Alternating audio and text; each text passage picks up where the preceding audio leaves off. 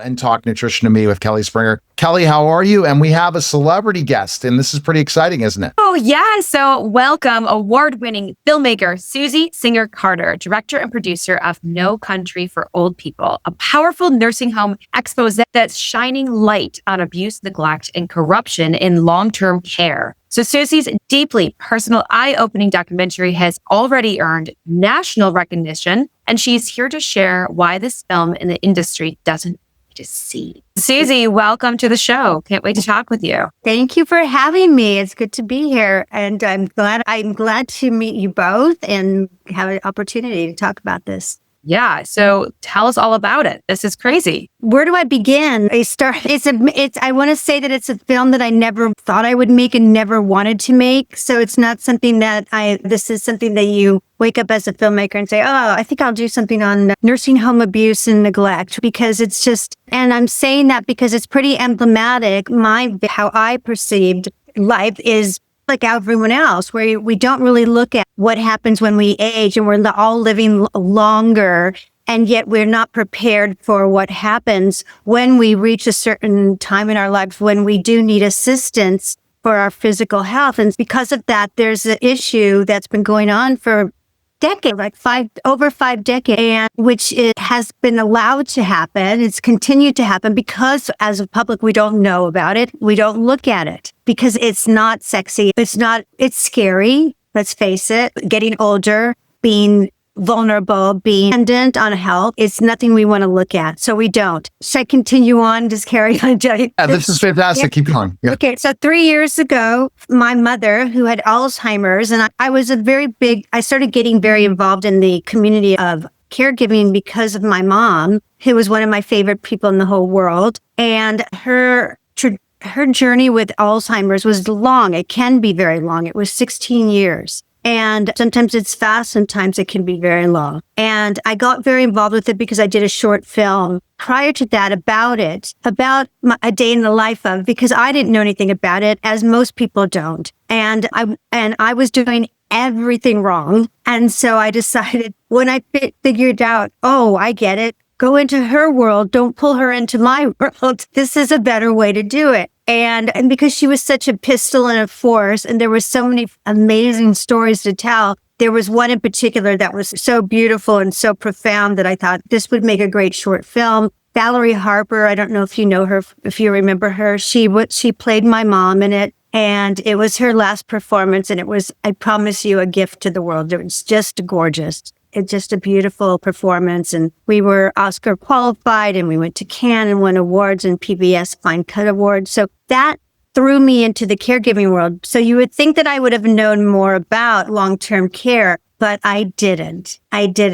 And so during COVID, my mom was in a nursing home at this point, because at some point your money will run out. And at some point you will need more care if you have a progressive disease, which could be anything. It could be an autoimmune disease. It could be Parkinson's or dementia. When you run out of money, you are left to use your Medicaid and your Medicare, and that's what is your insurance at that point. And which is enough. It's enough to take care of you, but not when it's not being used for you. When it's being taken by other people for other purposes. So during COVID, it was actually a very eye-opening time for many people who had people in care, like their loved ones that were in long-term care. We were locked away from them for over 1.5 years. We didn't get if we saw them, it was through a Zoom call once a week. And some people had window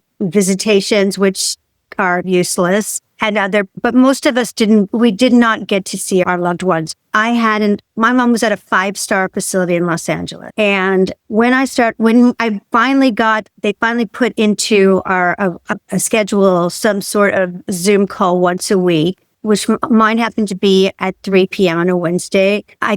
Every week I saw my mom look worse, and I would ask to see, and be in bed at 3 p.m. She was in bed and not dressed. You could tell unkempt. And even with Alzheimer's, my mom was always just full of energy and just a force, like I said. And that light was dimming. I could feel that light dimming.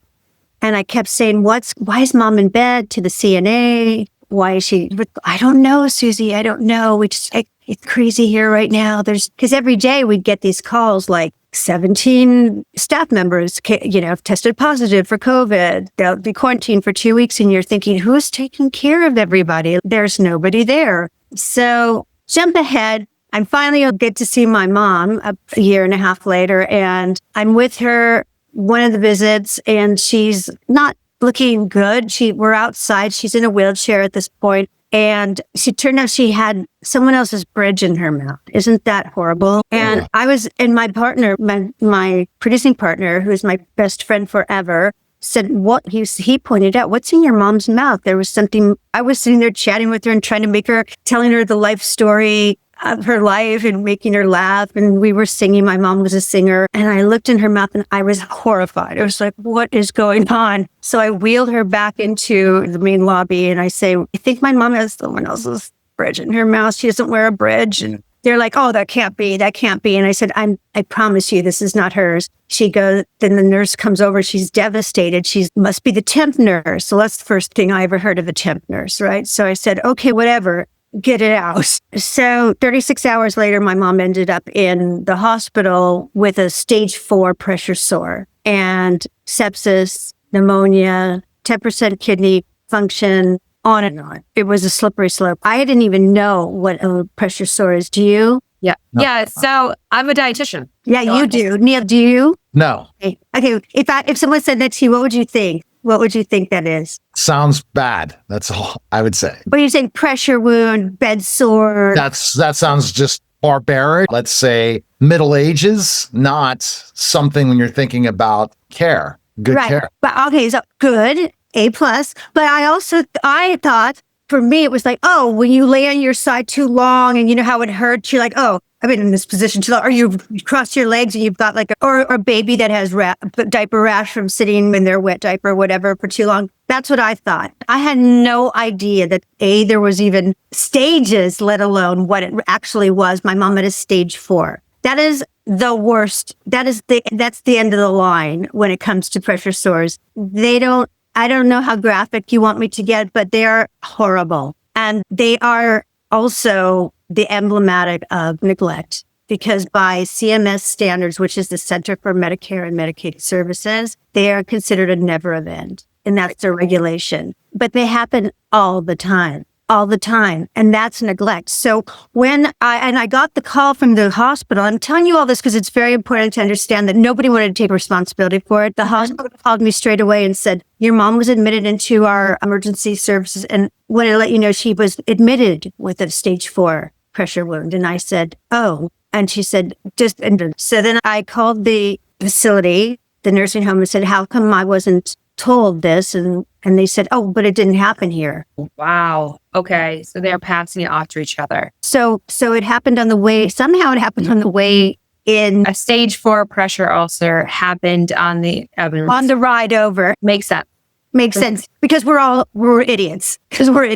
But that's what's going on. So over the next 6 months, and please watch the documentary because there's so much that happened that I kept saying, why is this all happening to us and me? And why is this, if I'm going nuts, that something's wrong? Like this isn't happening. I'm imagining this, I'm under stress, which is that's what they try to tell you, or that this is all normal. This is how it goes. Your mom has Alzheimer's. She's demented. She has holes in her brain. Don't worry about it. She should just be on morphine. We should just do this and that. And just basically not take care of her. So as I said, I was very involved in the community of Alzheimer's. I have a podcast also called Love Conquers All's ALZ, because I want to carry on the conversation about Alzheimer's. And after watching a miniseries during the 6 months called Dope Sick, did you watch? Yeah. Okay. So that's about this. So that was about the case against Purdue Pharma for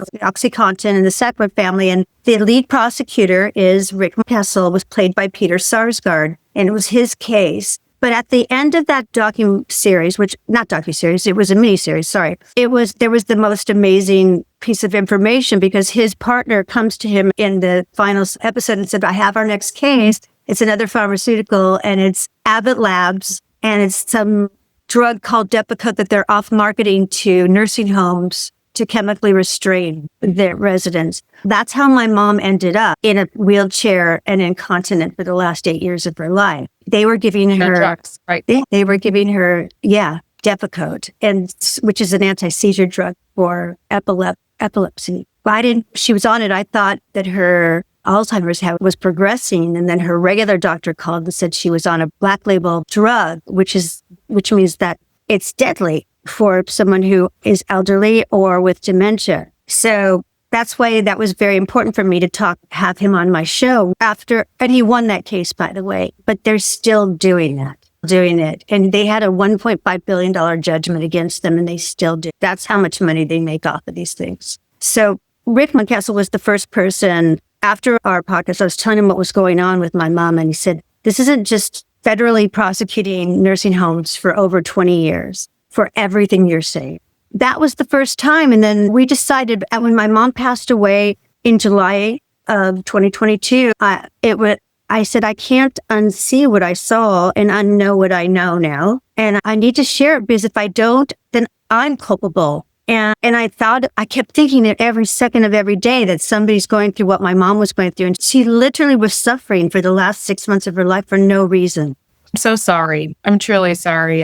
Yeah. It really is. And I'm glad you're exposing it. And we hopefully will all age and be able to go there, but it has to change. So with dietitians, we have to do rotations in long-term care. So every single dietitian has been in those facilities, and it has been horrific to see. And hence why I don't work in a long-term care facility, but I'm glad you're exposing it. I think that we do need better care. And in every other different culture, they are taking care of their elders in such a positive, amazing way. Can be, maybe. No, because unfortunately, because our westernized culture has moving over. Yeah. In Japan, they're experiencing very similar things. And in other cultures, it's permeating. It really is. It's horrific because there's so much money to be made in long-term care. And that's the problem, is there's money to be made. So the systems have been gained, and the monies that are supposed to go to take care of the people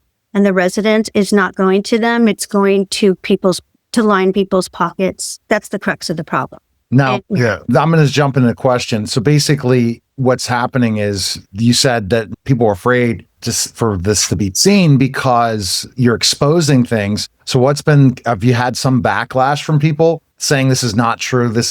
How could you be bringing up this information when we all know that the system is really broken? Yeah, certainly. Yeah.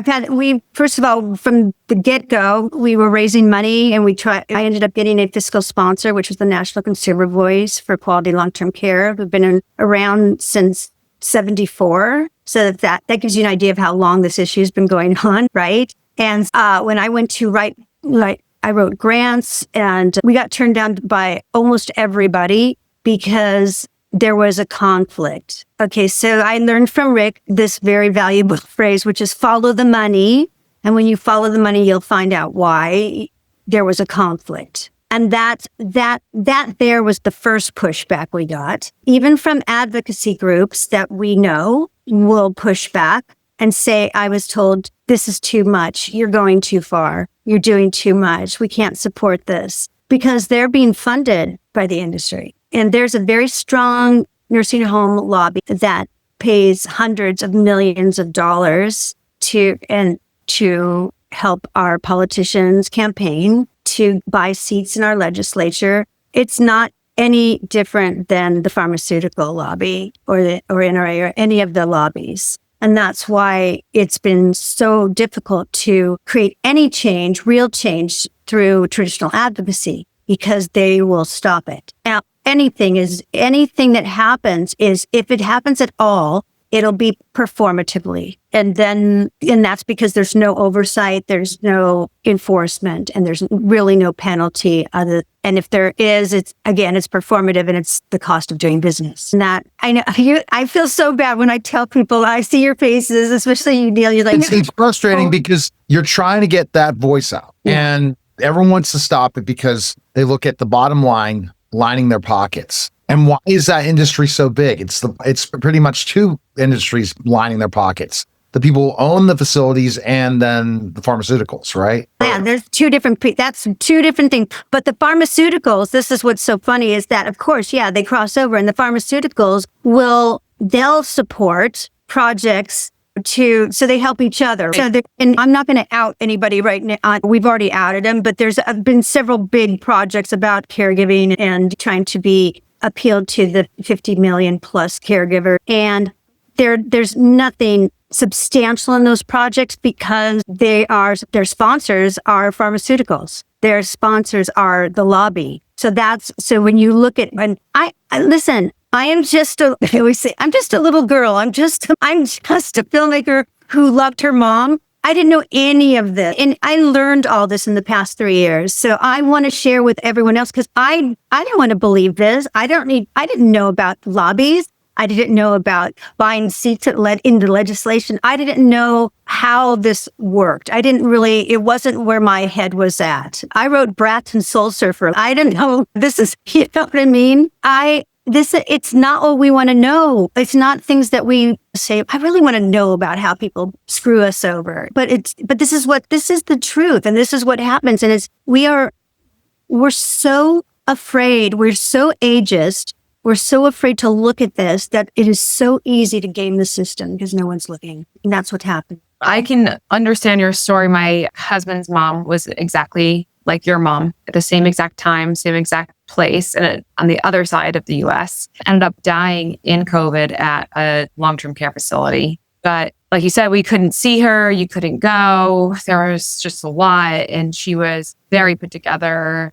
Always looked nice and beautiful. And I understand he would cry every single time we would see on Zoom or whatever it was. And it was a really hard time. And so the system does need to get better. And there's so much to it, though, from who people are hiring, who wants to work in those environments. And again, I was one of those dietitians where I'm like, I don't want to work in this environment. I don't want to be here. And it's like, how do we make that better where we're getting better help and people here? That's because there's our regulations for minimum staffing, right? And there should be minimum staffing and all the other regulations that go along with it, which is having skilled nurses, having educated CNAs, not people that are doing it as a side hustle. Right.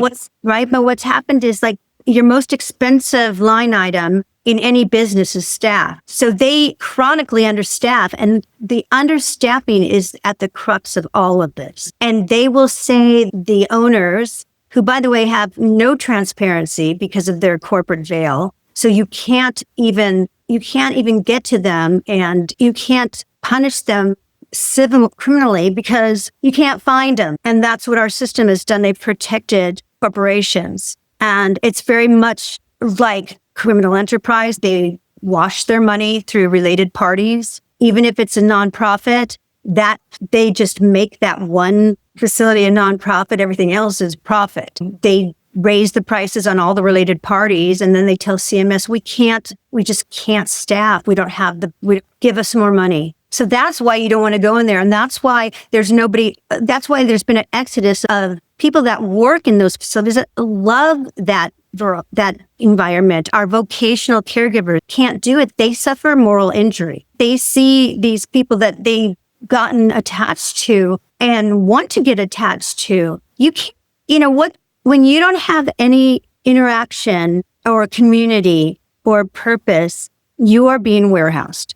Simple. And people like you and me and you and other people that work there, they don't want to see that because they feel helpless. And it's hard. When you can't do anything about it, it's so hard to watch it, right? Susie, how do we fix this? We fix it by doing what every other issue we've ever had in our history has been fixed by the collective. That's it. We have to, as people, as the collective, as the only power we have against millions and millions of dollars is our constituency. And so we have to have a revolution, a movement. Not just, kumbaya, but it's true. Nothing's ever changed that didn't start on the street, that didn't start with vocalizing what's going on and shaming our politicians into doing the right thing and saying, we know what's going on. We're not going to vote you in anymore because, this is what's going on. So it doesn't matter how many millions of dollars they get from the lobby. If they don't get the vote, then that's the only power we have. We've actually launched a movement called ROAR, which is a nonprofit organization which stands for Respect, Oversight, Advocacy, and Reform for Long-Term Care. And we have this ready to go so that while people are starting, our documentary just launched last week, having people join, going to our website, become Rory, and use your voice to roar and roar loud for the people that don't have a voice. Susie, you have had some of your friends help you with promotion of this that are well known. So talk about how, Thank you. I would love to call them my friend. They are my friend now, but I just have mad respect for Jane Fonda and Lily Tomlin, Lisa Gibbons, and Danny Strong, who is the producer, director, writer of Dope Sick, who's from day one championed this project because look what he did with Dope Sick, right? And Jane is just, there's nobody more authentic than her and Lily. It's amazing. I reached out to them and gave them my spiel, and I got an email back saying, absolutely, Susie, where, when? I was like, then I fainted, and then I got back off the floor and I said, oh my God, thank you. This is why it takes community, right? It takes me to have a mouth to say, we need to change this. It really does only start with a handful of people. Exactly.